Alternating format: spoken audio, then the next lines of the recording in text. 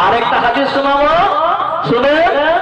হাদিসের রাবি হযরত আবু যার قال رسول الله صلى الله عليه وسلم اتق الله حيث كنت واتبع سيئات الحسنة تمحوها বিশ্বনবী বলেন, হাদিসের রাবি আবু যার রাদিয়াল্লাহু তাআলা আনহু থেকে বর্ণিত, তিনি বলেন নবীজি বলছেন, হে আবু যার, তুমি যেখানে থাকবে, তুমি যেই জায়গায় থাকো না কেন রে, হে আবু যার, তুমি আল্লাহকে ভয় করবে।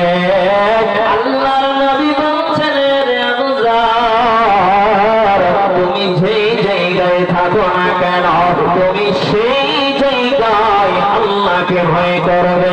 শুধু তাই নয়, আল্লাহর নবী বলেন, আবু যার, তুমি তাকওয়া অবলম্বন করবে, পৃথিবীর যে কোন কোণায় থাকো না কেন, রে আবু যার, তুমি আল্লাহকে ভয় করবে।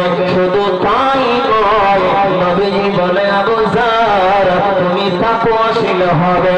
হে আবু যার, যদি পাপ হয়ে যায়, যদি গুনাহ হয়ে যায়, তাহলে তুমি সাথ ভালো কাজ করবে, সাথ সৎ কাজ করবে।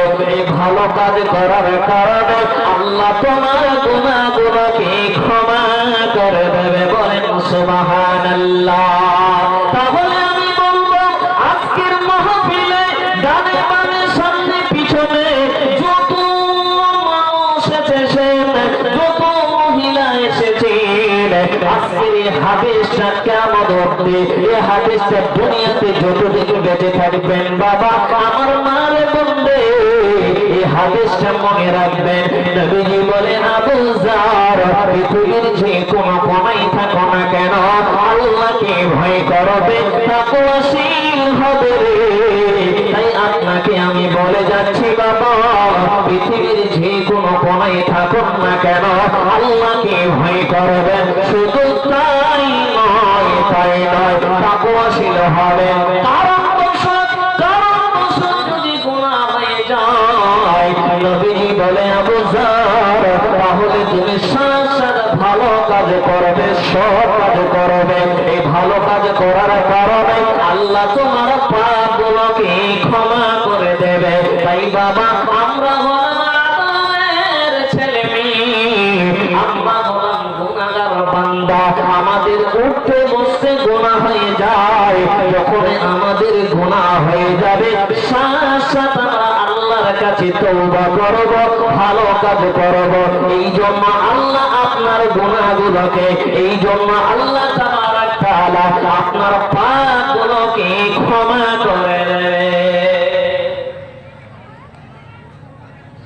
জিবা, পৃথিবীর যে কোনো কোণায় থাকুন না কেন, আল্লাহকে ভয় করবে, তাকওয়াশীল অবলম্বন করবে।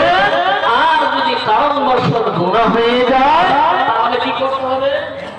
একটু বলবেন কি করতে হবে?